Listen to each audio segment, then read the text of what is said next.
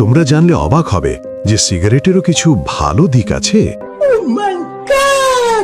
যেগুলো মানুষ ভালো দিক মনে করে। 1. স্ট্রেস কম মনে হয়।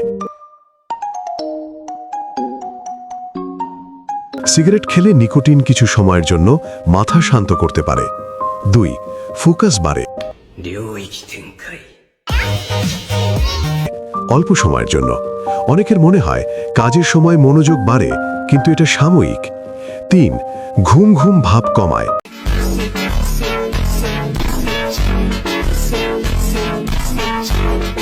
নিকোটিন শরীরকে কিছুটা জাগিয়ে রাখে। সামাজিকতা। অনেকেই বন্ধুদের সাথে বসে সিগারেট খাওয়াকে বন্ডিং হিসাবে দেখে,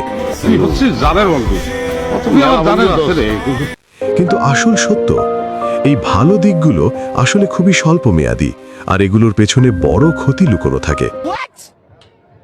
নিকোটিন আসলে আসক্তি বা অ্যাডিকশন তৈরি করে। স্ট্রেস কমায় না, বরং সময়ের সাথে স্ট্রেস বাড়ায়। শরীরের প্রায় সব অঙ্গের ক্ষতি করে। সবচেয়ে গুরুত্বপূর্ণ, সিগারেটের কারণে হয় lung cancer, heart disease, chronic obstructive pulmonary disease. সহজভাবে বললে সিগারেটের ভালো দিকগুলো আসলে ভুল বোঝা